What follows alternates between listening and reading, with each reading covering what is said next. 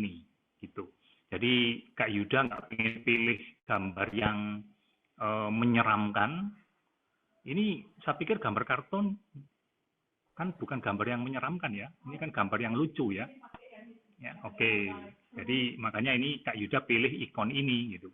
Jadi artinya Kak Yuda tidak ingin membangkitkan kemarahan para pendengar atau penonton yang ada di sini. Makanya ikon ini dipilih gitu. Lucu tapi oh ini kemarahan tapi ini lucu ya. Nah, gitu. Jadi milih ikonnya seperti itu. Nah, adik-adik tentu Kak Yuda ingin mengawali bahwa sebetulnya adik-adik ini ketika mendengar, ini posisinya adik-adik itu sebagai manusia loh. Ya, sebagai manusia. Bukan sebagai makhluk lain, tapi sebagai manusia. Nanti kapan-kapan Kak Yuda cerita, apa sih manusia itu bagaimana sih? Gitu ya. Tapi lain kali ini hanya sekedar tampilan singkat aja. Nah, kalau manusia bagaimana? Manusia itu kalau punya adik-adik remaja, kalau memiliki kakek atau nenek yang sudah berumur, pasti mereka mengalami kematian. Artinya manusia itu tidak abadi. Suatu saat bisa meninggal. Terutama ketika kita sudah selama setahun, kita ada wabah COVID, yang meninggal banyak loh ternyata ya. Manusia itu ternyata tidak abadi. Ya. Nah, bagaimana kita bisa menghindari setelah kematian, agar kita mendapatkan kebahagiaan. Nah, ini adik-adik sudah belajar tentang berlindung ya beberapa bulan yang lampau di tahun 2020. Kemudian adik-adik juga sudah belajar tentang karma. Karma yang hitam itu apa? Ada 10, salah satu contohnya misalkan menghindari pembunuhan, menghindari pencurian, ya kan? Menghindari berbohong dan sebagainya. Nah, kemudian adik-adik juga pernah belajar tentang ada yang hitam, ada yang putih. Nah, yang putih ini apa? Contoh misalkan kalau tadi menghindari pembunuhan, maka karma yang putih ini adalah menyelamatkan nyawa makhluk yang lain. Jadi lawannya, ya, kebaikan yang sifatnya lawannya. Ini juga adik-adik sudah pelajari. Ya. Nah, nanti ini ada kaitannya. Karma ini nanti ada kaitannya dengan kemarahan. Ya, oke. Kak Yuda langsung aja. Nah, ini juga adik-adik pernah belajar ya tentang ini ya. Tentang ada 3 akar kejahatan, yakni nafsu keinginan atau keserakahan, ada kebencian, ada ketidaktahuan atau kebodohan. Nah, nanti pada pagi hari ini kita belajar turunan dari kebencian. Turunan itu artinya ya keturunan, ya turunan itu bentuk lain dari kebencian, yaitu kemarahan. Bahasa Palinya adalah dosa, ya. Belajar salah satu turunan dari dosa, yakni kebencian. Ini adalah 3 akar yang buruk, 3 akar yang tidak baik. Tapi ada juga 3 akar yang baik, lawannya. Di depannya ada A-nya, aloba, adosa, amoha. A ini artinya tidak, ya. Tidak serakah, tidak benci, tidak tahu, artinya ya bijaksana. Nah, ini 3 ini adik-adik remaja sudah pernah belajar sekilas. Nanti lain kali Kak Yuda akan menjelaskan dengan lebih detail tentang 3 akar ini. 3 akar ini ada di dalam diri kita loh. Ya, salah satunya pagi hari ini kita belajar turunan dari kebencian itu, yakni kemarahan, ternyata ada di dalam diri kita. Gitu. Nah, kita mulai nih, ya kemarahan. Bahasa Inggrisnya anger, bahasa Indonesianya kemarahan. Ya, tadi kalau ada turunan dari bahasa Palinya apa? Yakni ini tadi, ya. Dosa. Dosa itu penolakan atau kebencian. Kemarahan adalah turunan atau wujud turunan, ya, bentuk lain dari kebencian gitu. Nah, kita belajar nih kemarahan. Mengapa kemarahan ini kita perlu berkenalan? Ya, penting untuk dipelajari. Ya, penting. Dan kalau sudah dipelajari secara teori, adik-adik belajar teorinya dulu ya pada pagi hari ini ya. Setelah dipelajari, kan kita katanya mau berkenalan. Kalau berkenalan kan harusnya kenal kemarahan itu baik atau buruk. Kemarahan itu bagaimana? Ya, siapa dia? Timbulnya bagaimana? Apa yang membangkitkan kemarahan? Kalau dikatakan kemarahan itu tidak baik, lantas bagaimana cara mengobatinya? Dan lain macam sebagainya. Itu namanya kenalan. Nah, adik-adik remaja juga perlu nanti setelah mempelajari secara teori harus menemukan kemarahan itu di dalam diri kita. Apa artinya menemukan kemarahan itu? Adik-adik remaja harus menemukan. Tadi kan Kak Yuda katakan bahwa kemarahan itu ada di dalam diri kita. Nah, kalau di dalam diri kita, yang mana yang dimaksud dengan kemarahan itu? Nah, di sini adik-adik nanti belajar. Ya. Nanti ketika adik-adik dalam keseharian, tadi kan Kak Yuda katakan, dalam keseharian, kita kan sering berkenalan atau mendapatkan kejadian yang membuat kita marah.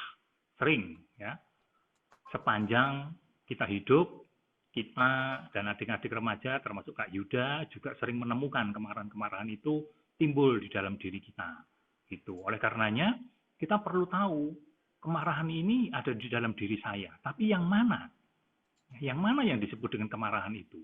Terus kita juga harus menemukan apa yang menyebabkan kemarahan itu timbul. Gitu. Kok bisa ya? Nah, gitu. Ini tugasnya adik-adik remaja loh. Ya. Harus menemukan kemarahan itu. Karena apa? Mumpung masih remaja, mumpung masih usia muda, harus sudah mulai menemukan yang namanya benda kemarahan ini. Ternyata benda kemarahan ini, tadi Kak Yuda sudah jelaskan di depan, di atas, bahwa termasuk jenis yang kebencian. Nah, kalau termasuk jenis yang kebencian, berarti kan merupakan sesuatu yang tidak baik. Nah, kalau sesuatu yang tidak baik, artinya ya tidak perlu dipelihara. Jangan dipelihara di dalam diri kita. Buat apa? Ya. Kalau bisa dihentikan dan diobati. Oleh karena itu penting untuk menemukan benda yang namanya kemarahan itu di dalam diri adik-adik remaja. Ya. Nah, kenapa? Karena kemarahan itu kerugiannya besar. Ada kerugian-kerugian besar yang ditimbulkan. Nanti Kak Yuda akan cerita kerugiannya apa saja. Ya. Terus bagaimana caranya? Kenapa kok kemarahan itu bisa menyakiti kita dan menciptakan masalah-masalah, problem di masa mendatang. Jadi salah satu problemnya adik-adik remaja nanti, kalau adik-adik amati, itu salah satunya karena disebabkan karena kemarahan. Contoh misalkan, kalau kita marah-marah, misalkan di sekolahan, misalkan, atau di rumah, gitu. Jadi suasananya jadi tidak baik. Ya, suasananya tidak baik. Hubungan dengan papa mama, dengan saudara menjadi tidak baik. Kalau hubungannya tidak baik, terus saling nggak ngomongan, diem-dieman. Kalau sudah saling diem-dieman jadi kaku, ya hubungannya jadi kaku. Nah ini kan menciptakan masalah. Mau minta tolong akhirnya nggak berani, mau bertanya akhirnya nggak berani. Akhirnya kita tersesat sendiri.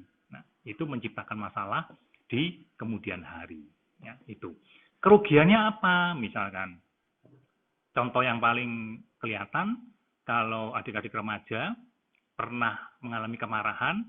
Yang paling terasa adalah kita mengalami sesuatu badan tubuh yang tidak nyaman ketika kita marah. Ya.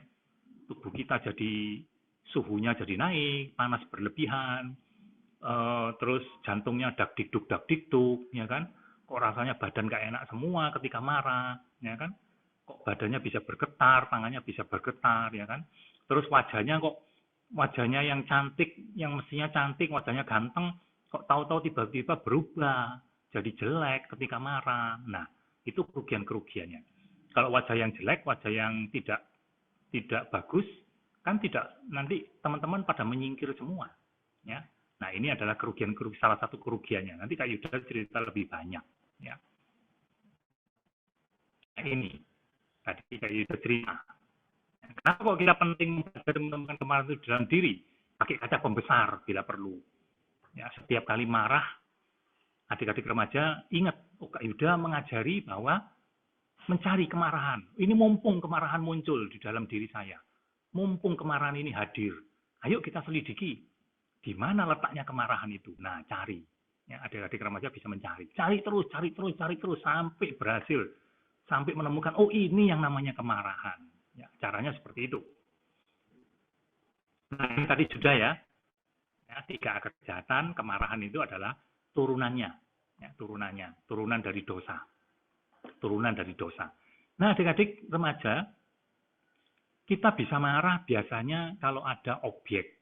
Contoh misalkan kita bertemu dengan musuh kita, ya. Kita jumpa di mall. Si A itu musuh kita jumpa di mall. Kita melihat melalui mata kita, ada si A. Si A lagi di toko pojokan itu, lagi beli apa dia? Gitu. Wah, janganlah, nggak mau bertemu dia. Nah, nggak mau bertemu dia ini sudah ada penolakan di dalam diri kita. Penolakan ini ada benci yang halus, ada kebencian halus untuk menolak tidak bertemu dengan si A yang merupakan musuh, ya, musuh tersebut. Nah, si A ini kan terlihat di pojokan itu. Adik-adik melihat melalui mata, melalui pintu mata, ya, melalui panca indera yang bernama mata. Melalui mata masuk ke mata. Terus timbul penolakan, dosa, penolakan, ya kan? Kemudian kalau mendapat perhatian, ya kan, si A yang merupakan musuh itu diperhatikan terus, lagi apa dia, lagi kemana dia, mau jalan kemana dia, saya harus menghindarinya. Makin diperhatikan, kebenciannya di dalam diri kita semakin meningkat, karena kita memperhatikan dengan cara yang salah, namanya perhatian keliru.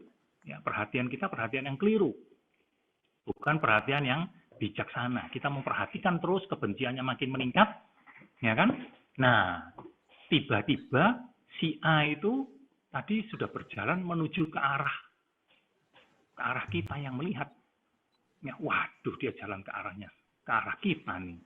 Gitu. Ini musuh bebuyutan, musuh besar ini. Ya kan? Nah, apa? Kita mulai timbul marah di dalam diri kita. Di dalam pikiran kita sudah mulai ditegangkan. Siap-siap. Jangan-jangan dia nanti memukul saya. Saya harus siap-siap dulu dengan tangan saya juga. Tangan kita disiapkan, ditegangkan gitu. Nah, kalau sudah tangannya ditegangkan, disiapkan untuk balas memukul atau supaya pukulannya kita bisa tangkis misalkan, ini adik-adik sudah mewujudkan kemarahan dalam bentuk perbuatan gitu. Atau misalkan adik-adik remaja atau Kak Yuda misalkan kalau bertemu dengan musuh, siap-siap. Dia nanti mau ngomongin apa ini? Kalau dia ngomongin sesuatu yang jelek tentang saya akan balas dengan ucapan kasar, kata-kata kasar, celaan dan sebagainya. Nah, ini kemarahan dalam bentuk ucapan kata-kata. Jadi adik-adik remaja, kemarahan ini bisa melalui tiga output. Ya, bisa melalui output itu maksudnya bisa dalam bentuk wujud perbuatan fisik, tangan misalkan memukul, siap-siap memukul, siap-siap menangkis dan sebagainya. Melalui ucapan, siap-siap mengeluarkan kata-kata kasar, celaan dan sebagainya untuk membalas. Baru persiapan loh itu ya. Nah, coba adik-adik remaja kita di sini berpikir sedikit. Ya. Kenapa kok kebencian itu bisa muncul? Penolakan ini bisa muncul. Ya, penolakan ini muncul karena kita menolak, tidak menginginkan sesuatu yang kita harus hindari. Ya, ada sesuatu yang buruk, makanya kita tidak ingin bertemu, makanya kita tolak. Ya, kita maunya ketemu yang baik-baik, kita maunya ketemu yang bagus-bagus, nggak pengen ketemu sama musuh kita. Nah, keinginan yang tercemar atau keinginan yang mendambakan hanya hal-hal yang cakep, hal-hal yang menyenangkan diri kita, itu adalah loba. Ya, jadi sebetulnya penolakan ini muncul karena penolakan tidak ingin ketemu dengan musuh, karena kita pinginnya hanya ketemu teman-teman yang baik, gitu, teman-teman yang menyenangkan. Nah, ketemu dengan teman-teman yang menyenangkan itu hati-hati. Ada unsur mendambakan teman-teman yang menyenangkan. Nggak pengen ketemu musuh, inginnya ketemu teman-teman yang menyenangkan. Ya, ada keserakahan halus yang hanya menginginkan berteman dengan teman-teman yang menyenangkan saja. Teman-teman yang tidak menyenangkan, musuh, itu kita tolak. Nah, di sini adik belajar. Ternyata kemunculan dari dosa, kebencian, kemarahan itu sebelumnya itu didahului karena kita punya pemikiran kita hanya ingin mendambakan berteman dengan teman-teman yang menyenangkan saja. Yang tidak menyenangkan kita tolak. Ya. Ini kita belajar sedikit ya, tentang urutan kondisi kemunculannya, gitu, ya.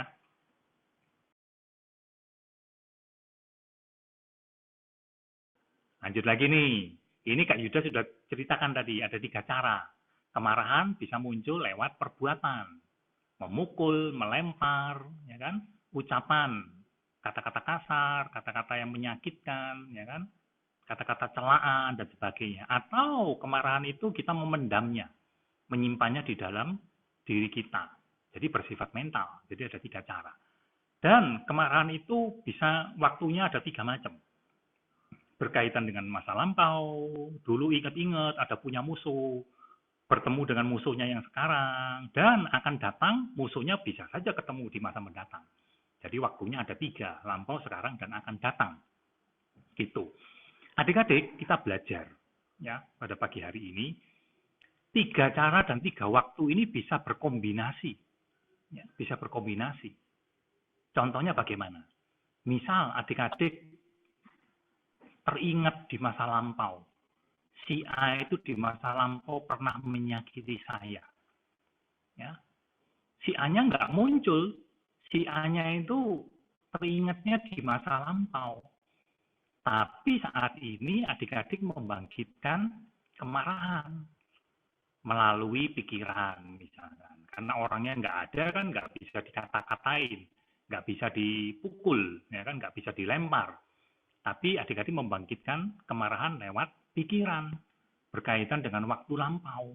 Jangan-jangan dia nanti 3 bulan lagi ketemu saya lagi di mall ini. Kan belum terjadi, akan datang. Nah, tapi kita sudah membangkitkan kemarahan yang bersifat mental. Jadi 3 cara dan 3 waktu ini bisa berkombinasi gitu, ya. 3 kali 3 ada 9 loh ini kombinasinya. Nah, ada 3 tipe. Ada 3 tipe, ya kan? Tipenya apa? Ada kemarahan yang kasar, tingkat halus, dan sangat halus. Ini juga bisa berkombinasi, misalkan. Misalkan kita mengeluarkan kata-kata yang halus, tapi sebetulnya kata-kata halus itu menyakitkan, didasari oleh kemarahan, gitu. Ya, jadi ini bisa berkombinasi. Nah, kemarahan itu sebetulnya apa sih? Karena kemarahan itu, contoh tadi musuh, ya kan? Musuh. Di sini teman-teman, adik-adik remaja bisa melihat, ternyata karena kita punya pandangan. Kita ini punya menggenggam prinsip. Dia adalah musuhku. Gitu. Kenapa kok dia menyakiti temanku? Nah, gitu. Kalau ada seseorang yang menyakiti teman kita jadi marah. Ya kan? Kalau ada seseorang yang membela musuh kita jadi marah. Kalau ada sesuatu yang merusak barang milikku, kita jadi marah. Kalau ada sesuatu yang seseorang yang menyakiti diriku, kita jadi marah. Jadi di sini ada 3 aku. Akunya Kak Yuda kasih tanda kutip ya di sini ya, aku. Diriku, milikku, temanku, musuhku. Jadi ini selalu jadi objek, menjadi prinsip yang dipegang oleh Kak Yuda dan teman-teman adik remaja. Makanya prinsip ini keliru. Ini adalah prinsip yang keliru, yang harus dibuang.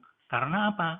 Prinsip ini akan menimbulkan, kalau kita mempunyai prinsip seperti ini, diriku, milikku, temanku, musuhku, menyakiti diriku, aku menjadi marah. Merusak barang milikku, aku jadi marah.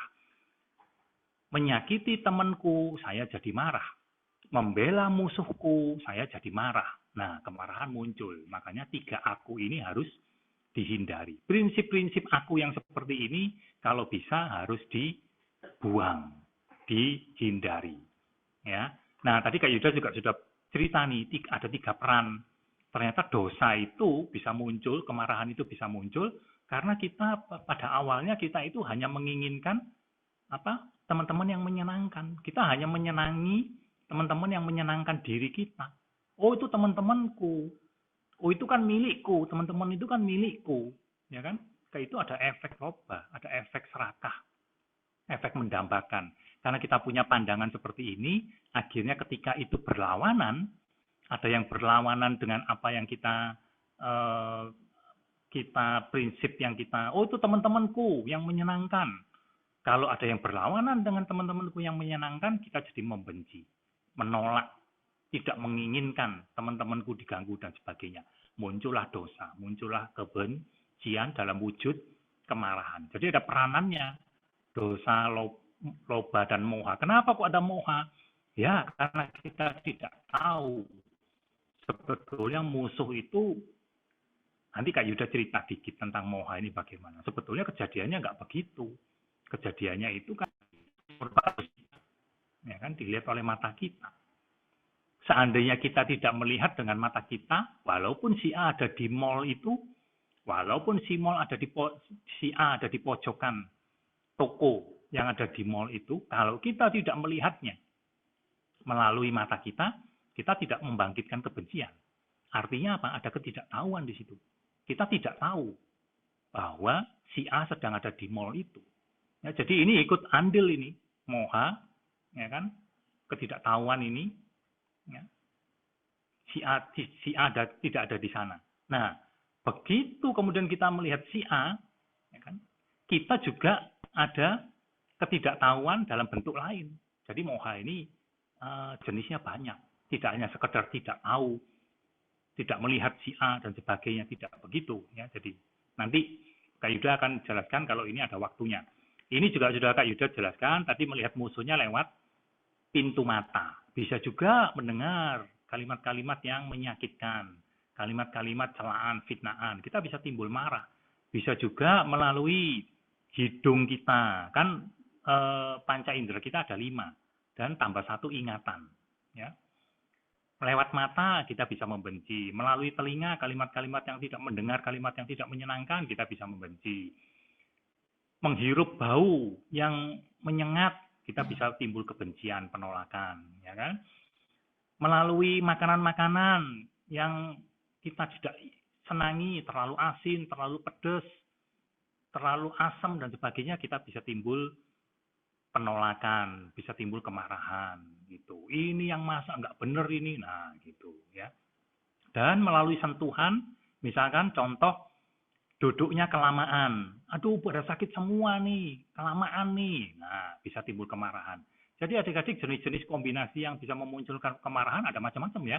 Ada tiga cara, ada 3 waktu, tipe, ada prinsip-prinsip aku yang harus dibuang, ada peranan dari loba dosa moha, dan ada 6 pintu, ingatan-ingatan, teringat musuhnya di masa lampau, ya, ingat kembali, timbul kemarahan. Itu ya adik-adik ya, kita belajar jenis-jenis kombinasi. Ini kalau 3 kali 3 kali 3 kali 3 kali 3 kali 6, banyak sekali nih jenis kemarahannya. Tadi 3 kali 3 aja udah 9 ya kalau ini dikombinasikan. Belum lagi ini kalau semuanya dikombinasikan, banyak sekali. Jadi kemarahan itu jenisnya banyak sekali, ya. Nah, kita lihat adik-adik remaja ini sudah mulai ada yang SMA, kita adik-adik remaja bisa belajar tentang teori, ya teorinya. Apa sih yang dimaksud dengan kemarahan? Ya kan? Kemarahan adalah itu ada jenis di dalam diri kita namanya faktor mental, delusi. Delusi ini sesuatu yang tidak baik. Jadi kemarahan itu dia sedang mengamati objek yang tercemar, misalkan musuh tadi itu. Dikatakan objek yang tercemar karena sebetulnya musuh kita, objek melalui mata itu sebetulnya netral, ya. Yang membuat kita jadi tidak senang dan tidak senang itu sebetulnya diri kita yang membuat si A itu jadi senang dan tidak senang, itu kita yang membuat dia jadi senang dan tidak senang. Mungkin saja si A itu bagi temannya yang lain, si A itu menyenangkan, bukan musuh. Bagi orang lain si A itu adalah teman, tapi bagi kita menganggapnya sebagai musuh. Jadi objeknya sebetulnya si A itu netral. Makanya di sini Kak Yuda kasih kata tercemar. Kita yang mencemari objeknya itu. Kita yang memberikan label bahwa dia sebagai musuh. Sehingga kita timbul tidak senang, timbul penolakan, timbul hal-hal yang ingin membahayakan si A. Siap-siap tangannya kita tegangkan. Kalau dia pukul, saya akan balas pukul. Kalau dia mengucapkan sesuatu, saya akan balas dengan kata-kata yang menyakitkan. Timbul permusuhan. Jadi definisinya semacam itu. Fungsinya apa? Adalah membakar diri kita. Ya kan? Membakar diri kita kan? Tadi Kak Yuda udah cerita, wajah kita jadi tegang, wajah kita jadi berkerut, wajah kita yang cantik, wajah kita yang ganteng, jadi jelek, ya. Terus mencegah kebahagiaan. Iya betul, kalau kita marah itu kebahagiaan kita hilang dan kita mengalami penderitaan. Sifatnya apa? Kemarahan itu kekasaran. Betul, kekasaran, kata-kata kasar, menyiapkan pukulan, pelemparan dan sebagainya, ya. Jadi itu sesuatu yang kasar. Wujudnya apa? Bisa menyerang, menyakiti, dan bertingkah laku buruk. Nah, bertingkah laku buruk ini, adik-adik ingat nggak pada waktu Kak Yuda ngajarin tentang 10 jalan karma hitam? Contoh misalkan, dengan kemarahan itu seseorang bisa membunuh. Dengan kemarahan seseorang itu bisa melakukan hal-hal yang lain. Yang perilaku buruk, bisa berbohong, bisa kata-kata kasar, fitnah, dan sebagainya, dan sebagainya, dan sebagainya. Ya, perilaku buruk. Nah, apa yang menyebabkan kondisi-kondisi apa? Sebab terdekat kemarahan. Nah, ini Kak Yuda rangkum ada 6. Ya, ada 6.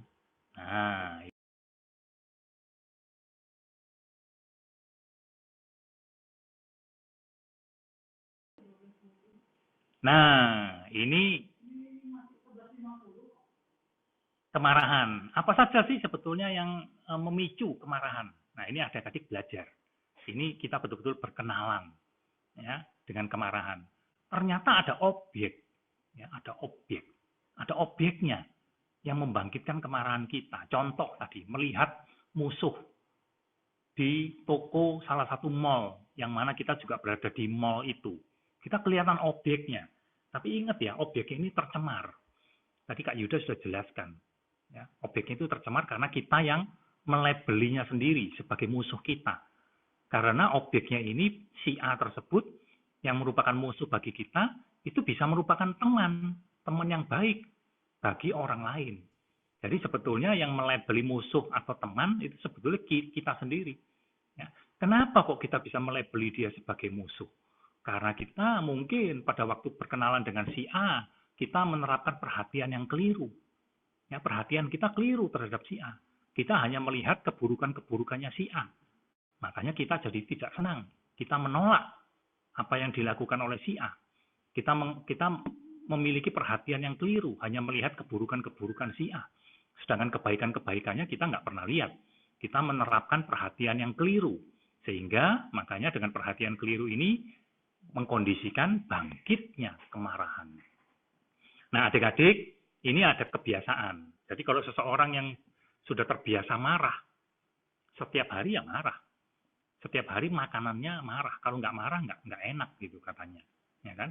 Jadi semakin sering dilakukan, kemarahan itu menjadi satu kebiasaan. Kalau sudah menjadi satu kebiasaan, akhirnya dia terjerumus, ya, terjebak di yang namanya kemarahan.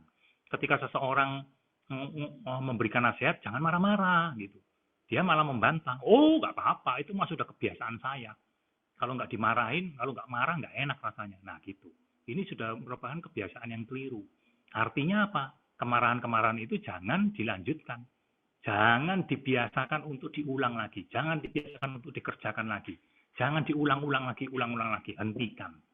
Ya, gitu. Nah, kondisi yang lain apa? Bisa terpengaruh atau mengikuti petunjuk yang keliru. Apa ini artinya? Contoh, kita bisa mengikuti seseorang, pengaruh seseorang. Misalkan seseorang itu mengatakan, nggak apa-apa itu marah-marah, bagus itu. Ya, bagus. Marah-marah bagus. Lampiaskan pada tembok. Ya, tembok itu dipukuli aja. Gitu. Ya. Kalau masih belum puas, itu benda-benda yang lain aja. Piring atau gelas itu boleh dilempar-lempar. Yang penting kamu jangan marah sama orang lain. Gitu. Adik-adik, ini adalah petunjuk yang keliru. Ya, kenapa?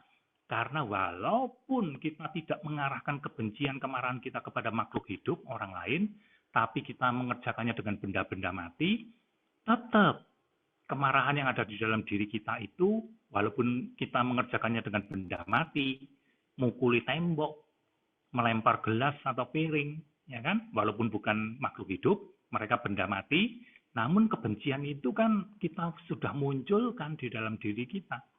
Kebencian itu akan merugikan kita, membuat diri kita menderita, menghilangkan kebahagiaan, mencegah munculnya kebahagiaan. dan kita nanti akan mengalami banyak kerugian-kerugian. Nah, nanti kerugiannya setelah ini. Mengikuti petunjuk yang keliru. Jadi, orang-orang atau siapapun, teman-teman yang memberikan pengaruh atau petunjuk yang keliru, jangan diikuti. Sekolah misalnya. Ayo, kamu kalau nggak ngerokok, berarti kamu nggak berani. Kamu kalau nggak ngerokok, berarti kamu bukan laki-laki, misalnya ditantang begitu. Adik-adik remaja, ini petunjuk yang keliru. Ya kan? Teman-teman yang memberikan tantangan atau petunjuk-petunjuk gitu. Terus interaksi sosial ini juga tadi Kak Yuda sudah cerita teman-teman yang keliru misalnya di sekolah dan sebagainya bisa memunculkan kemarahan, kita jadi kemarahan muncul. Nah, jadi adik-adik remaja ini ada beberapa yang menyebabkan stiker label bahwa dia musuh saya. Padahal si A itu bisa jadi temannya orang lain. Gitu, nggak mesti semua jadi musuh, enggak. Kemarahannya diulang lagi, itu perhatian yang keliru terhadap kemarahan. Makanya kalau sering dikerjakan akan menjadi suatu kebiasaan. Kemarahannya kita jelaskan sekarang. Basis ini artinya apa? Basis ini artinya nanti adik-adik remaja bisa mendalami dengan lebih jauh, ya, tidak pada pagi hari ini, tidak pada siang ini, nanti mungkin lain kali. Apa yang dimaksud dengan basis atau bibitnya atau benihnya? Artinya apa? Adik-adik ketika lahir, Kak Yuda ketika lahir, itu kita lahir sudah membawanya kasih tanda kutip, membawa tanda kutip bibitnya, bibit kemarahan itu sudah dibawa ketika lahir. Ya.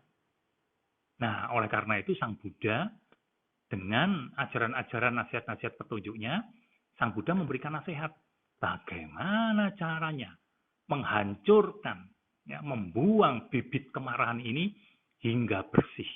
Kalau bibit kemarahan ini sudah dihancurkan, bersih total dari diri kita, maka kita akan mengalami kebahagiaan yang stabil, kebahagiaan yang tidak naik turun. Kebahagiaan kita stabil, karena bibit kemarahannya sudah hilang. Dan bahkan, karena bibit kemarahannya ini sudah hilang, kita bisa menjadi orang suci.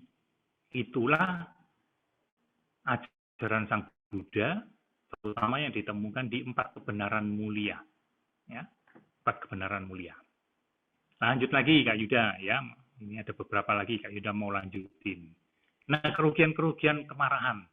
Tadi Kak Yuda sudah di awal Kak Yuda sudah sebutkan kerugian dari kemarahan itu, contoh tubuh kita itu jadi suhunya naik, kita jadi kepanasan, tubuh kita jadi bergetar, ya kan? Jadi nggak nyaman semua, nggak enak semua, nggak bisa berpikir. Ya. Kebijaksanaan lenyap, tidak bisa berpikir dengan baik ketika kemarahan muncul. Nah, gitu. Jadi ini pengaruhnya langsung ini. Jadi kerugian kemarahan itu terlihat bahwa kita mengalami kerugiannya langsung. Wajah kita yang cantik, wajah kita yang ya, tapi adik-adik nanti, adik-adik remaja boleh tuh kalau misalkan sedang marah, ya kan, ingat pesannya Kak Yuda. Katanya Kak Yuda kalau sedang marah, katanya efeknya langsung ya ke wajah itu. Wajahnya katanya jadi jelek. Nah, langsung lari ke kaca. Ya, kalau di rumah ada cermin atau di sekolah ada cermin atau di kamar mandi ada cermin, langsung ketika marah lari ke kamar mandi, cari cermin. Pengen buktikan kata-katanya Kak Yuda, bener nggak ini wajahnya jadi berkerut, ya, matanya jadi melotot, gitu, wajahnya memerah dan sebagainya. Kan bisa dilihat di kaca. Nah, makanya cari kaca nanti. Nah, nanti kerugian yang lain itu dikatakan wajah kita yang ganteng, cantik, terus tubuh kita yang penuh perhiasan, dihiasin permata dan sebagainya, jadi tambah cakep. Kemudian ketika marah, ini namanya aksesoris, perhiasan-perhiasan ini nggak ada gunanya. Walaupun perhiasannya masih dipakai, cakep, ya, di kalung, gelang, dan sebagainya, rambut yang ditata bagus. Ketika marah, ini perhiasannya jadi buyar deh. Buyar artinya sudah nggak terlihat perhiasannya lagi yang cakep. Yang kelihatan adalah wajah yang jeleknya itu. Padahal tujuan kita kan tampil cakep dengan perhiasan dan lain macam sebagainya, gelang, arloji, aksesoris yang lain, rambut yang disisir rapi. Tujuannya kan supaya tampil dengan bagus, tampil dengan cakep. Ya, oleh karena itu hindari kemarahan. Ya. Apa aja kerugiannya? Nah, ini Kak Yuda rangkum, ya, rangkum dari berbagai macam sumber, kitab-kitab komentar, kitab-kitab penjelas. Marah-marah kita menyakiti diri sendiri. Dan kita juga menyakiti makhluk yang lain. Kita menghancurkan kebaikan-kebaikan yang sudah kita kumpulkan, itu hancur oleh yang namanya kemarahan. Ya betul kan? Mestinya pada saat itu kita bisa bahagia, senyum, ya kan? Menikmati karma baik, kebahagiaan, tahu-tahu kemarahan muncul, hilang deh, hancur deh semuanya. Ya, tergantikan oleh yang namanya kemarahan, penderitaan. Nah, oleh karena itu, kemarahan juga menghalangi munculnya kualitas-kualitas bajik dan kebijaksanaan. Tadi Kak Yuda sudah katakan, kalau kita sedang marah, maka kebijaksanaannya jadi lenyap. Nggak bisa berpikir jernih, pikirannya jadi kacau, jadi galau. Gitu. Nggak bisa berpikir dengan baik ketika kita marah, kebijaksanaannya jadi hilang. Dan perbuatan-perbuatan baiknya sudah hilang juga, ya kan?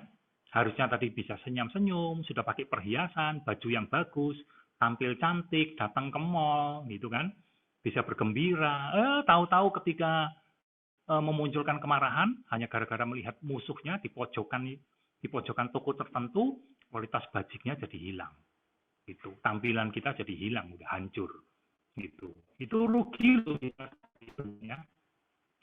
Terus yang jelas kerugian tadi ingat nggak, kerugian itu merupakan turunan dari dosa. Dosa itu tadi akar penolakan atau kebencian. Itu merupakan akar dari keburukan, akar dari kejahatan, akar dari karma buruk. Oleh karena itu ketika kita marah, ada niat untuk marah, melalui ucapan, melalui perbuatan, melalui pikiran, penderitaan saat itu juga. Ya. Dan ini adik-adik perlu belajar ini. 3 yang terakhir ini adik-adik perlu belajar nanti. Ya. Ini perlu belajar. Ini mengerikan loh adik-adik kalau mempelajari 3 yang terakhir ini. Ternyata karma-karma buruk akibat kemarahan itu, nanti kalau kita mengalami kematian, kemudian kita lahir kembali, kita bisa lahir di alam-alam rendah. Alam-alam rendah itu apa saja sih? Bisa lahir di alam neraka yang memang penuh kebencian dan kemarahan. Bisa lahir di alam-alam binatang. di mana mereka alam binatangnya itu saling membenci, yang mana bisa lahir juga di alam setan kelaparan, ya kan? Tidak mendapatkan makanan, ya, mengalami kesulitan untuk mendapatkan makanan di alam setan kelaparan, kita jadi timbul penolakan, kok nggak nemu-nemu makanan ini dan sebagainya. Jadi intinya alam rendah sangat berbahaya, ya. Tadi makanya di awal Kak Yuda menceritakan bahwa ingat loh adik-adik sekarang ini sedang mendengarkan dharma yang luar biasa, ajaran Sang Buddha, nasihat dan petunjuk dari Sang Buddha untuk mendapatkan kebahagiaan, mendengarkannya dalam bentuk manusia loh, ya. Bukan dalam bentuk yang lain, bukan dalam bentuk makhluk neraka, bukan dalam bentuk makhluk binatang, bukan dalam bentuk makhluk setan kelaparan. Kenapa kita kok sekarang bisa lahir jadi sebagai manusia? Itu artinya di kehidupan-kehidupan yang lampau, kita sedikit sekali menimbulkan kemarahan. Nah, karena kita sekarang jadi manusia dan dulu jarang menimbulkan kemarahan, sekarang jangan mengulang-ulang kemarahan. Kalau mengulang-ulang kemarahan ini nanti punya potensi lahir di alam rendah. Kemudian setelah lahir di alam rendah, bisa juga kita akan menerima hasil yang serupa dengan penyebabnya. Apa yang serupa dengan penyebabnya? Kita akan mengalami kejadian-kejadian yang sifatnya juga penuh dengan kebencian. Kita nanti bertemu dengan banyak musuh. Kita bertemu dengan hal-hal yang kita tidak senangi dan sebagainya. Serupa dengan penyebabnya. Penyebabnya kan kemarahan, penyebabnya kan kebencian. Kita akan mendapatkan hasil yang serupa dengan kemarahan itu sendiri. Dan yang ketiga, nanti ini adik-adik belajar ini, boleh nih mempelajari ketiganya, ini penting ini. Ini Sang Buddha mengajarkan tiga-tiganya ini sangat penting. Ya. Akibat yang menentukan lingkungan. Jadi, walaupun kita di masa lampau, karena kita sudah mengulang-ulang banyak sekali kemarahan, di hidup sekarang kita mengulang lagi kemarahan-kemarahan itu, kita nanti akan mendapatkan buah akibat yang menentukan lingkungan. Bagaimana itu lingkungannya? Walaupun kita nanti batin kita tenang-tenang, karena dulunya kita sudah membuat ciptaan benih-benih penyebab-penyebab kemarahan, maka kita akan bertemu dengan lingkungan-lingkungan yang walaupun kita sudah berusaha menenangkan diri, ada saja yang mengganggu kita, lingkungan-lingkungan yang mengganggu kita, teman-teman sekitar kita, yang membuat kita membangkitkan kemarahan. Ya, itu adalah yang menentukan lingkungan. Nyaman nggak kalau kita ada di kondisi ini, di alam rendah? Tentu tidak nyaman. Oleh karena itu hindari kemarahan. Nyaman nggak kalau kita hidup yang serupa dengan penyebabnya? Kemarahan kita dikelilingi oleh kemarahan itu sendiri. Tiap hari dengar omelan. Tiap hari menjumpai di kantor, di sekolahan, orang-orang yang penuh dengan kemarahan, serupa dengan penyebabnya. Ya, kan nggak nyaman. Kemudian yang menentukan lingkungan. Walaupun kita sudah berusaha untuk tenang dan sebagainya, tetap aja gangguan itu timbul dan sebagainya. Kita dikelilingi lingkungan-lingkungan yang menyebalkan, yang membuat kita jadi marah. Itu karena kita sering mengulang-ulang kemarahan. Ini adalah kerugian-kerugian yang terbesar yang harus dihindari oleh adik-adik. Ya. Nah, tidak itu saja adik-adik. Ini Sang Buddha memberikan petunjuk nasihatnya. Ya, ini adik-adik juga boleh belajar nanti. Ternyata selain tadi kerugian-kerugian yang kita terima tadi itu nanti lanjutannya karena ada niat untuk marah. Niat untuk marah ini sudah menjadi karma buruk, ya, disertai kemarahan. Oleh karena itu, orang yang marah itu dia mengakumulasi karma-karma buruk karena kemarahan. Nanti itu akan menjadi karma pelempar. Apa yang dimaksud dengan karma pelempar ini? Mereka akan terlempar karena kemarahannya itu, karma kemarahan, mereka akan terlempar ke alam-alam rendah, terlempar ke alam neraka, terlempar ke alam binatang, terlempar ke alam setan kelaparan. Terlempar itu maksudnya lahir kembali setelah kematian. Kemudian bagaimana setelah mereka lahir kembali? Mereka akan memiliki karma pelengkap. Tapi karma pelengkapnya itu karena kemarahan. Karma pendukungnya itu adalah mendukung untuk bangkitnya kemarahan. Jadi selama menjalani kehidupan mereka, misalkan contoh di alam neraka, mereka tidak ada satu saat pun untuk tenang. Mereka selalu dilengkapi dan didukung oleh yang namanya karma pelengkap dan pendukung. Mereka senantiasa membangkitkan kemarahan, ya, disertai kemarahan, lingkungannya penuh dengan kemarahan. Ini tadi tiga yang terakhir ini. Ya, itu ajaran Sang Buddha. Oleh karena itu, Sang Buddha mengajarkan menghindari akumulasi karma yang tidak baik melalui kemarahan, itu akan menyebabkan penderitaan berkelanjutan. Kemarahan merupakan salah satu faktor yang paling dominan, paling sering membuat kita menderita, dan menderitanya berkelanjutan. Ya. Bagaimana adik-adik mau menghindari yang namanya kemarahan ini? Sang Buddha mengajarkan namanya praktek atau latihan kesabaran. Ya. Ini Kak Yuda tidak akan panjang lebar. Ini nanti mungkin ada sesi tersendiri tentang kesabaran, tapi Kak Yuda akan sedikit kasih tips-tipsnya. Apa yang dimaksud dengan kesabaran? Ya. Kesabaran adalah kemampuan yang senantiasa tenang dan damai ketika mengalami penderitaan, menghadapi penderitaan. Jadi ketika kita menghadapi penderitaan yang disebabkan oleh kemarahan, kita senantiasa bisa menjaga diri kita tetap tenang dan damai. Apa saja yang merupakan praktek kesabaran itu? Contoh misalkan kondisi alam, cuaca lingkungan, kepanasan dan kedinginan. Ini kan kepanasan bisa membuat orang marah, kedinginan kan bisa membuat orang marah.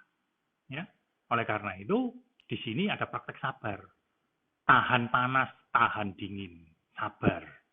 Jadi ketika menahan panas dan menahan dingin, penderitaan karena kepanasan bisa ditahan, penderitaan karena kedinginan bisa ditahan, batin kita jadi tenang dan damai, tidak memunculkan kemarahan. Terus misalkan ada seseorang yang menyakiti yang ditujukan kepada kita, ini kan sering bisa memunculkan kemarahan kita. Nah, kalau kita bisa menahan diri, ya, tenang dan damai, walaupun seseorang itu menyakiti kita melalui mata, ya, memberikan isyarat-isyarat, ngancam dan sebagainya, melalui telinga dengan kata-kata kasar, kata-kata yang menyakitkan ditujukan kepada kita, kita dengan tenang dan damai menahan diri, itu namanya praktek kesabaran. Jangan memunculkan kemarahan. Kenapa kok jangan memunculkan kemarahan? Karena adik-adik remaja tadi sudah belajar banyak kerugian-kerugian kalau kita memunculkan kemarahan. Lebih baik kita melatih menahan diri, tenang damai, latih yang namanya kesabaran. Terus ada satu lagi, kalau adik-adik remaja misalkan sedang mempraktekkan dharma, misalkan latihan duduk meditasi misalkan, kok kakinya jadi sakit ya? Nah, ini namanya kesabaran menghadapi ketika sulit, mendapatkan kesulitan ketika berjuang mempraktekkan dharma ajaran Buddha. Ada kan? Sering kan? Kalau kita ingin mempraktekkan dharma, batin kita ingin maju, kita mendapatkan kesulitan-kesulitan, kadang-kadang kita marah, ngomel, dan sebagainya. Ini belajar agama Buddha sulit ini. Buat apa belajar agama Buddha? Nah, gitu. Nah, adik-adik kalau bisa menahan diri, ya, kenapa kok perlu menahan diri? Karena ingat, ajaran Sang Buddha itu memberikan manfaat luar biasa. Pada pagi siang hari ini aja, Kak Yuda berbagi tentang berkenalan dengan kemarahan, itu ajaran Sang Buddha loh. Berkenalan dengan kemarahan, melatih kesabaran, itu juga ajaran Sang Buddha loh. Karena ajaran Sang Buddha banyak manfaatnya, makanya adik-adik, termasuk Kak Yuda, lebih condong ke ajaran Sang Buddha. Dan lebih condong melatih kesabaran. Dan berlatih untuk menenangkan diri, menghindari memunculkan kemarahan. Karena kita mengalami kesulitan ketika mempraktikkan dharma. Jadi adik-adik, kesabaran ini Kak Yuda rangkum, itu ada 3. Ya, kesabaran ketika menghadapi kondisi alam, kesabaran ketika ada seseorang yang menyakiti kita, ada kesabaran ketika kita ada kesulitan berjuang,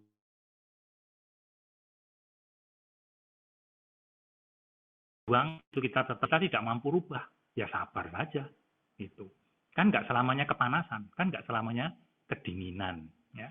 Terus seseorang yang menyakiti ditujukan kepada kita. Adik-adik tadi sudah Kak Yuda ajarin tentang objeknya ya. Objeknya kan sebetulnya netral. Ya. Orang yang menyakiti kita itu sebetulnya orangnya akan netral. Karena seseorang yang menyakiti kita ini ternyata bisa menjadi penolong, orang yang baik, bagi orang yang lain.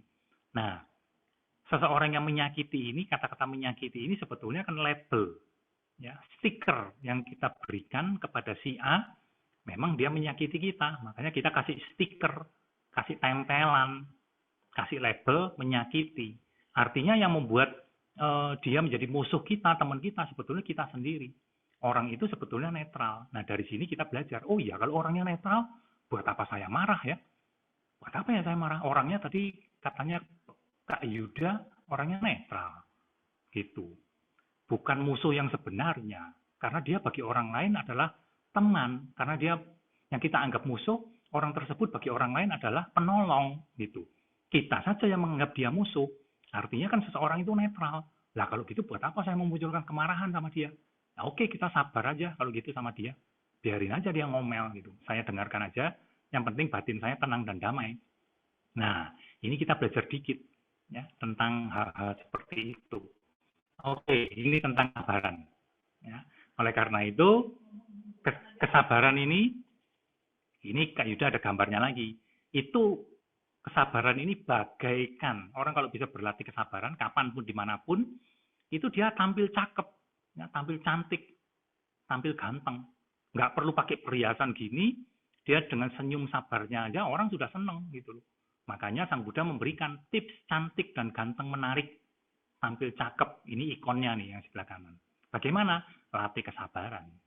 Teman-teman adik-adik remaja boleh ngamati itu. Orang kalau sabar itu menyenangkan nggak? Senang. Kita berteman dengan orang yang penuh kesabaran, kita senang untuk berteman. Ya, jarang memunculkan kemarahan.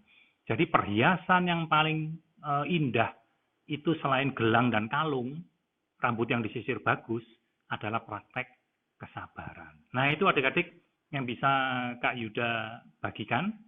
Ya, nanti ini ada polling dari ini, ada polling berkaitan dengan topiknya Kak Yuda. Ya, nanti ya. kasih pesan minggu depan ya. Sebelumnya kita mungkin ini cukup ya, dulu. foto dulu. Ya. Buka videonya bentar ya. Minggu depan, sampai buka video, minggu depan, tadi kan berkenalan dengan kemarahan. Nah, minggu depan berkenalan dengan kemelekatan, akan diisi sama Yang Pak loba Slamet, ya, yang bagian loba. Tadi ada nih Pak Slamet masuk rasanya. Selamat siang semuanya. Selamat siang Pak Yuda. Itu Pak Slamet nih. Selamat siang Pak Slamet. Wah, terima kasih sudah hadir. Jadwalnya full Pak. Mohon maaf, ya, tadi ada suara-suara yang tadi juga ada mengganggu. loh. Enggak Pak. Silakan, Enggak, Pak. Ada Pak Steve tuh. Oh, ada juga Pak Steve. Wah, komplit nih. Waduh. Trio. Pak Steve itu di sekolah minggu saya jadikan bapak. Bapak yang nasihat gitu. Kalau saya sebagai kakak lah gitu. Kalau Pak Slamet itu sebagai guru. Nah, gitu. Oh. Terima kasih loh ya bantuannya untuk didik-didik ini remaja kita. Soalnya guru-gurunya ilmunya terbatas. Jadi butuh bantuan dari Pak Slamet, Ko Yuda, sama Pak Steve. Gitu ya. Ya udah kita foto dulu ya, kita capture ya layar satu dulu.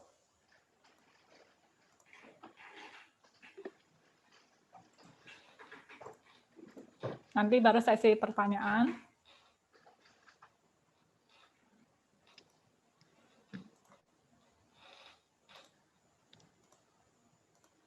Ya, nanti PPT-nya akan yang mau bisa ini ya.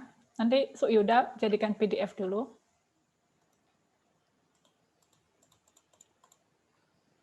Oke, tadi Koko mau ngomong apa ya? Udah. Nanti aku pesan ini aja, jangan lupa mencari kemarahan dalam diri sendiri. Oh ya, ini ada polling ya. Kita bikin polling dulu. Kalian isi aja semua. Misalkan sebelum tanya jawab.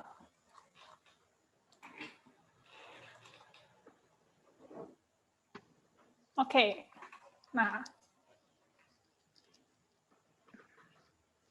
yang nomor 1 itu maksudnya kalau kalian marah itu kalian sering misalnya ada kan nih orang marah-marah lempar barang lah apalah gitu-gitu atau hanya dendam, awas kamu ya, hati-hati kamu nanti lihat tenang kamu gitu. Nah, itu hanya melalui mental. Atau ada yang langsung dipakai maki-maki gitu-gitu.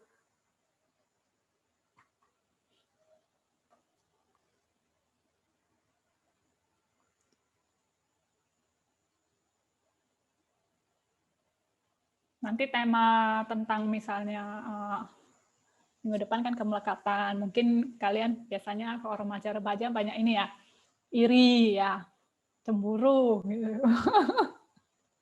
Bisa jadi satu sesi lagi. Nah, nanti kesabaran tadi.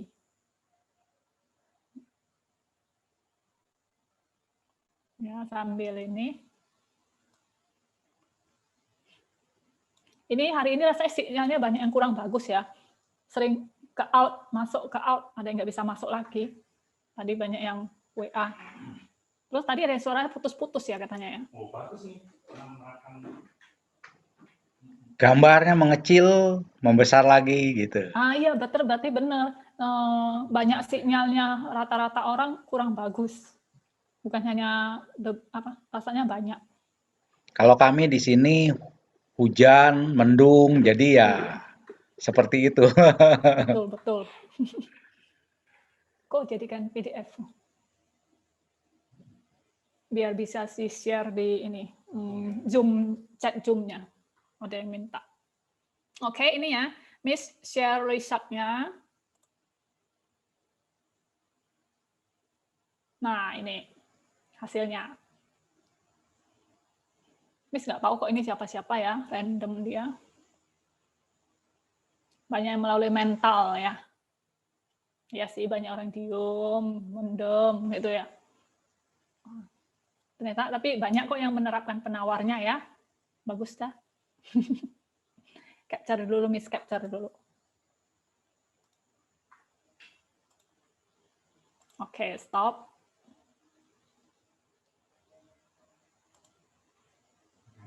Nah, ini ada yang ini bertanya nih di private ya, berarti Melva nggak bisa baca. Nah, Miss yang baca aja. Namo Buddhaya kok, saya ingin bertanya. Teman saya benci banget dengan saya. Dia selalu menunjukkan muka sinis kepada saya. Saya tidak tahu kapan saya berbuat salah kepadanya. Apa yang harus saya lakukan dalam menghadapi teman saya ini? Ya, itu pertanyaan yang sering. Pertanyaan yang sering ini dialami oleh adik-adik remaja. Termasuk Kak Yuda loh, dulu waktu SMP, SMA juga sering mendapatkan seperti itu loh. Ini teman yang satu ini kenapa ya kok selalu menghindar dari Kak Yuda ya? Kak Yuda salah apa ya? Gitu. Nah, kalau tadi adik-adik mengalami hal-hal seperti itu, contoh saya salah apa ya?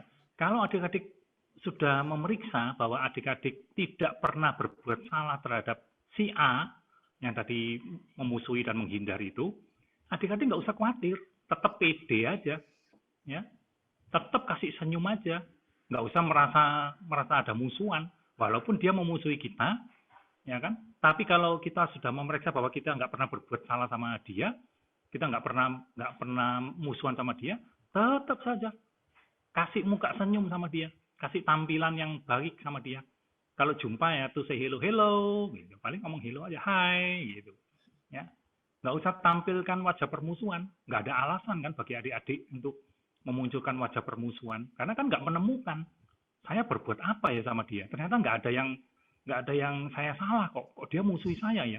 Nggak usah dipikiri, ya biarkan aja. Kalau nggak menemukan alasan yang saya pernah adik-adik pernah berbuat salah tidak ditemukan sama dia, nggak pernah berbuat salah kok saya. Ya berarti kan kita baik-baik aja. Kalau kita baik-baik aja, buat apa kita memunculkan kemarahan? Buat apa kita memunculkan permusuhan? Tetap aja tampil dengan wajah gembira, wajah senyum, ya. Kasih kata-kata persahabatan, halo, gitu, hai, gitu. Pede aja. Nanti dia kan malah salah tingkah sendiri mungkin.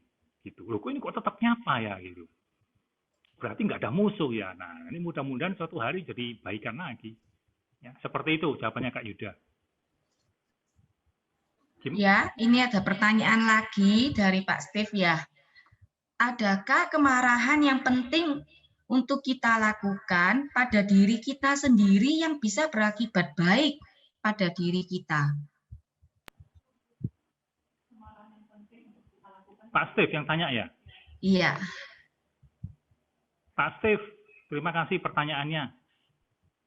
Yang namanya kemarahan itu Pak Steve, pasti tidak baik, walaupun kepada diri sendiri. Ini Pak Yuda ini nggak benar ini, saya memarahin Kak Yuda, memarahin Kak Yuda sendiri ya.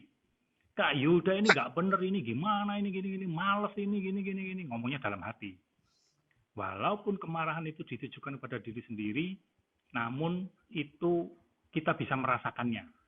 Ketika kita memarahi diri kita sendiri, kita bisa merasakannya. Apakah rasa yang ada di tubuh kita, rasa yang ada di dalam pikiran kita itu adalah rasa yang tidak nyaman. Tidak nyaman di tubuh, tidak nyaman di pikiran. Kalau ada rasa tidak nyaman di pikiran, tidak ada rasa tidak nyaman di tubuh, itu pasti kemarahan. Karena kemarahan sifatnya membuat ketidaknyamanan. Kemarahan adalah sifatnya dan sekaligus fungsinya adalah untuk membuat penderitaan. Ya, jadi yang namanya kemarahan pasti tidak ada yang baik, walaupun kepada diri sendiri. Mungkin pertanyaannya Pak Steve, kalau kalimatnya diubah, kemarahannya diganti menjadi menyemangati diri sendiri demi kebaikan diri sendiri, gitu. Tapi cara menyemangatinya tidak dengan kemarahan. Ya, cara menyemangatinya mestinya pilih kalimat-kalimat yang rapi, baik, dan bisa menimbulkan kegembiraan di dalam diri kita sehingga semangat timbul. Nah, seperti itu Pak Steve. Ini pertanyaannya masih banyak loh, panjang ternyata. Ini bisa kita waktunya lebih sedikit ya. Ini masih ada 1, 2, 3, 4.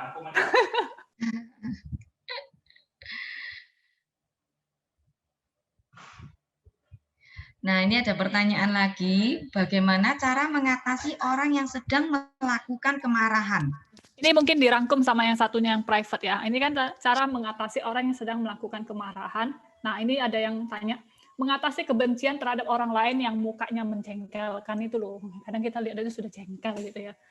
Gitu. Padahal nggak kenal kadang. Nah, mengatasi orang yang sedang melakukan kemarahan, bagaimana cara mengatasinya. Terus ada lagi ini mengatasi kebencian terhadap orang lain yang mukanya menjengkelkan. Terus nanti ini ada 2 lagi. Bagus pertanyaannya. Itu juga kejadian yang sering Kak Yuda alami. Adik-adik remaja juga pasti banyak mengalami hal itu. Ya, termasuk guru-guru SM di sini. Banyak mengalami seperti itu. Orang lain loh menampakkan wajah kepada Kak Yuda, wajahnya cemberut, wajah permusuhan. Bagaimana ini? Gitu. Terus orang lain loh menunjukkan kemarahannya kepada Kak Yuda. Jadi kemarahannya itu ditujukan, ya, diberikan kepada Kak Yuda. Gitu. Apa yang harus Kak Yuda lakukan? Nah, tadi Kak Yuda sudah kasih tips-tipsnya. Mengingat kerugian-kerugian dari kemarahan. Ingat nggak adik-adik tadi? Kerugian kemarahan yang secara langsung apa itu? Kita sudah datang ke mall, kita sudah datang ke pesta, wajah kita sudah cantik, ada kalung, ada gelangnya, ada arlojinya, bajunya sudah rapi, ya kan, pakai jas dan sebagainya, sepatunya keren dan sebagainya. Kalau seandainya pada waktu itu kita marah, apa yang terjadi? Pada waktu Kak Yuda marah, Kak Yuda udah pakai jas nih, rapi, rambutnya disisir, ya kan, rapi, pakai arloji, pakai ini pergelangan, dan pakai dasi dan sebagainya, udah tampil cakep. Seandainya Kak Yuda melayani, menimbulkan kemarahan, apa yang terjadi? Mukanya Kak Yuda jadi jelek kan? Jadi tadi pakai baju bagus, pakai dasi, pakai arloji, pakai kalung, rambutnya disisir rapi, ya kan, pakai sepatu keren, pakai dasi, pakai jas, percuma. Percuma maksudnya nggak kelihatan bahwa itu bagus. Orang langsung nggak mau berteman dengan Kak Yuda, langsung menyingkir semua di pesta itu. Ya, pestanya Kak Yuda sendirian jadi. Jadi artinya sekali lagi mengingat kerugian-kerugian, makanya kerugian-kerugian tentang kemarahan ini sangat penting untuk dipelajari, sangat penting untuk diulang-ulang bagi adik-adik remaja. Jangan sampai menimbulkan kemarahan. Belum lagi Sang Buddha mengajarkan kerugian-kerugian kemarahan ketika untuk masa mendatang. Ya, masa mendatang kita juga rugi sendiri, mengalami penderitaan-penderitaan yang berkelanjutan. Yang langsung dialami saja sudah sedemikian dahsyat penderitaannya. Ya, langsung teman-teman kita di pesta itu menyingkir semua. Gitu. Dan ketika marah nanti nggak hanya pada pesta itu, gosip bahwa Kak Yuda marah, Pak. Kak Yuda pakai dasi, necis, jas, sepatu keren, rambut disisir rapi, keren, ya kan? Ternyata marah pada waktu itu. Dan besok-besoknya jadi gosip deh kalau Kak Yuda marah. Kak Yuda lu hebat, pakai dasi bisa marah gitu. 3 bulan lagi masih jadi bahan pembicaraan lagi. 5 tahun lagi masih ada yang ingat jadi pembicaraan lagi. Ingat nggak dulu Kak Yuda itu marah waktu pakai dasi sama jas itu. Sayang ya tampilannya keren gitu tapi kok mukanya marah-marah. Nah gitu. Menderita loh, ya seperti itu. Nah bagaimana cara mengatasinya? Ya seperti itu. Kita belajar untuk menenangkan diri kita.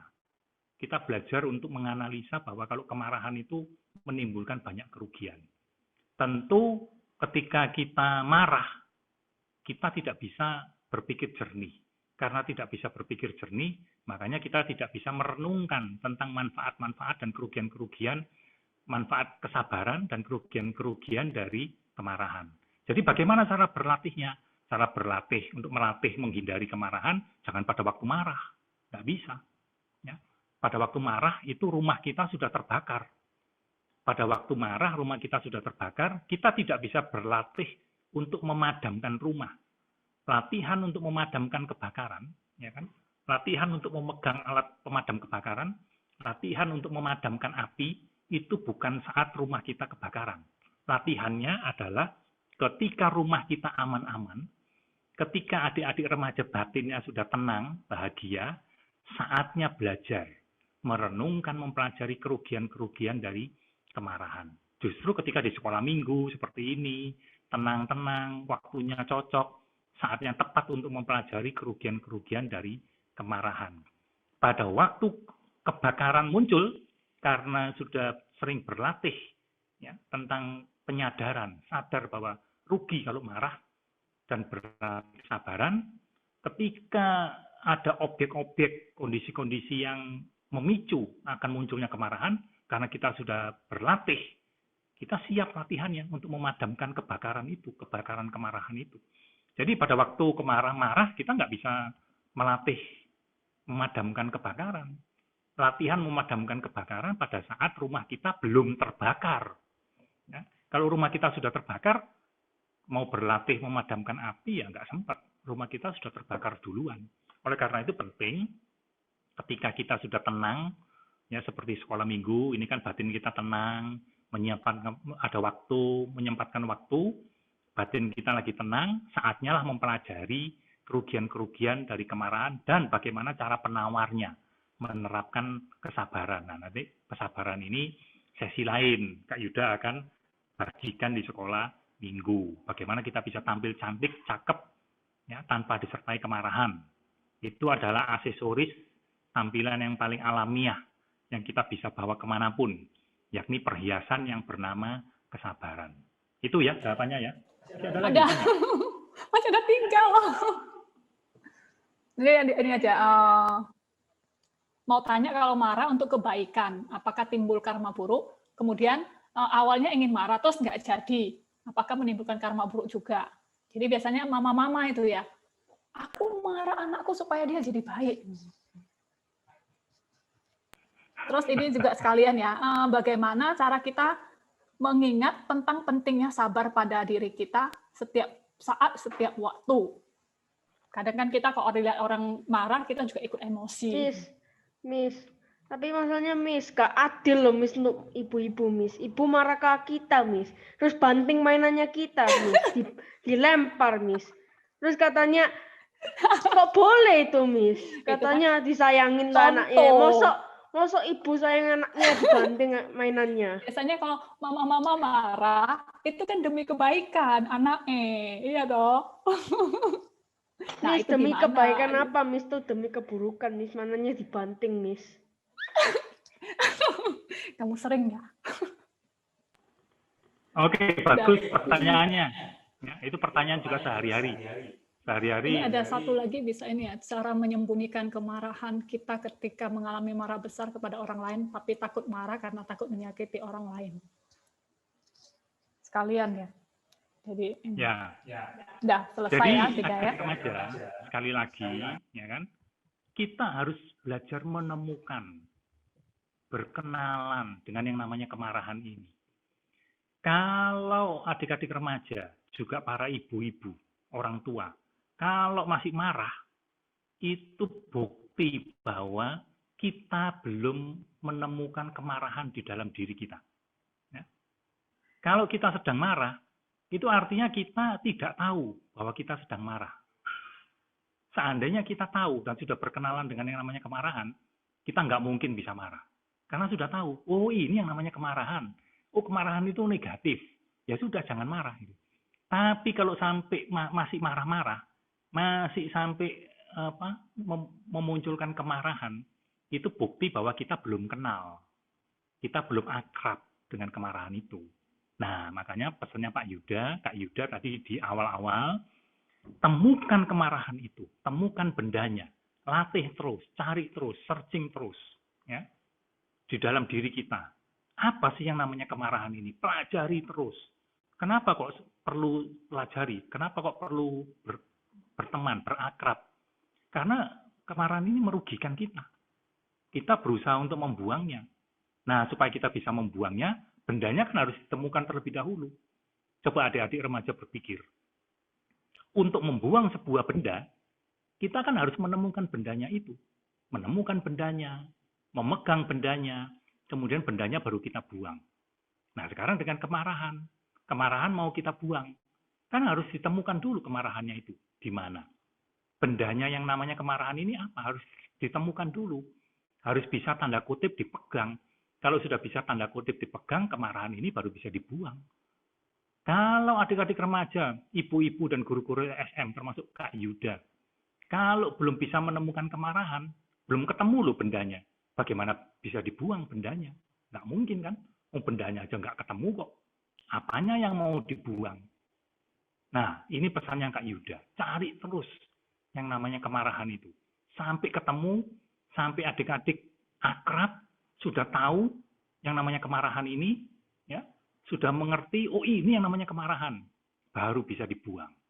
Baru bisa dihancurkan. Baru bisa dikurangi. Baru bisa dilenyapkan. Satu lagi, ingat yang namanya kemarahan, alasannya apapun, apakah alasan untuk kebaikan, alasan itu, alasan ini, alasan itulah, inilah, dan 1000 alasan, tetap yang namanya kemarahan itu adalah menimbulkan karma buruk. Karma buruk akan mengkondisikan penderitaan berkelanjutan. Ya, itu pesan dari Kak Yuda sebagai penutup acara pada siang sekolah minggu BDC hari ini. Terima kasih, Namo Buddhaya.